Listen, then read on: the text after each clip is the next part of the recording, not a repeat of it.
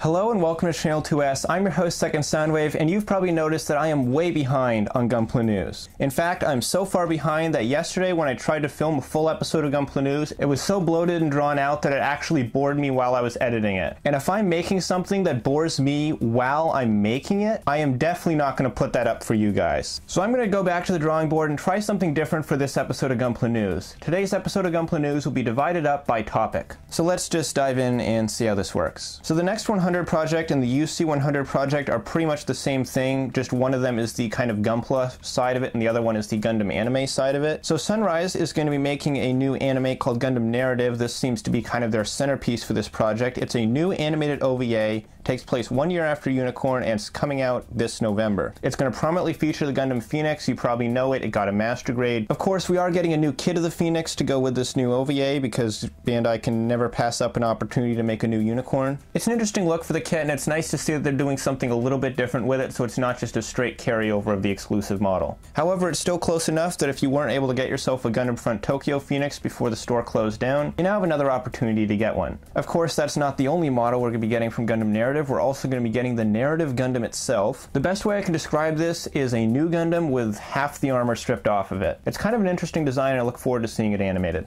We got a high-grade model for this too. There's no release information for it yet. We literally just have a resin prototype, but they've given it this really cool mobile armor. It kind of reminds me of the Dendrobium a little bit, except way smaller. It's got the full armor Unicorn's kind of thruster tanks on the back as well, which gives it a neat look. I'm really interested to see how this kit turns out. We're also going to be getting a high-grade Sinanju Stein because of this OVA. This is not the same Sinanju Stein we got a master grade of. This is kind of like a sleeves version, so it's supposed to be the Sinanju Stein after it got stolen, but before Full Frontal fully customized it into the version you see in Unicorn. So if you want to make this into a classic Sinanju Stein, you are going to have to do a little bit of modding to it. The sleeves markings are actually molded in. They're not just stickers over flat pieces, so you might have to like grind those down or something. But even just as a stock model, it looks really nice. Really, the only aspect of this kit that I'm not 100% into is the weapons. He's got a big gun and he's got another big gun, and they combine. And you'll notice that in the only picture of him holding the combined form, it's very obviously resting the entirety of its weight on the ground. Something tells me he won't be able to hold this weapon very well. But other than that, great looking kit. I've also heard some talk of there maybe being a high-grade Gustav Karl coming as well. It did get featured in the trailer for Gundam Narrative, and it is also prominently featured in another anime we're going to be talking about,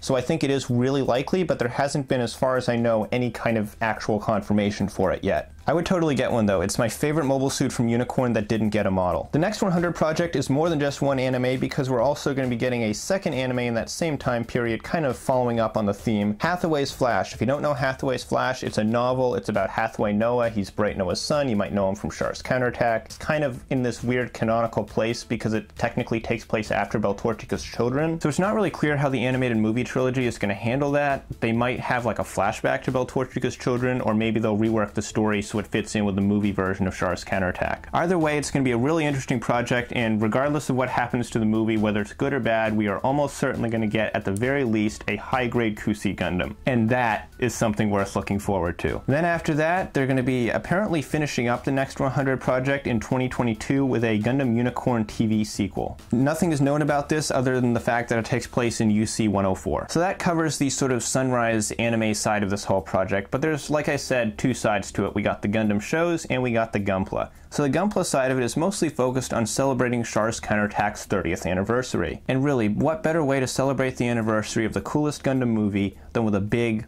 awesome real grade?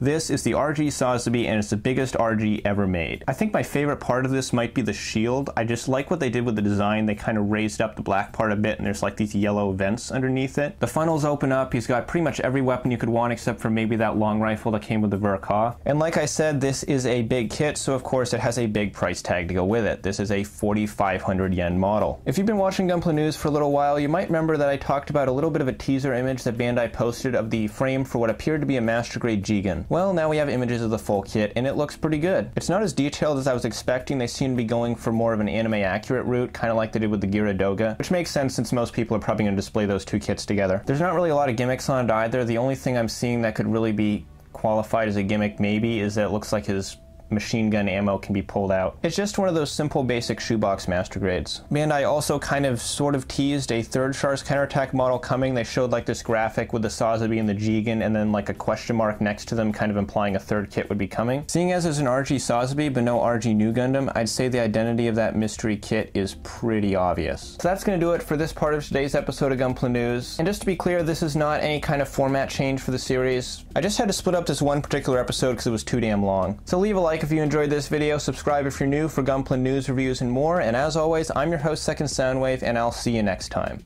Take care, guys.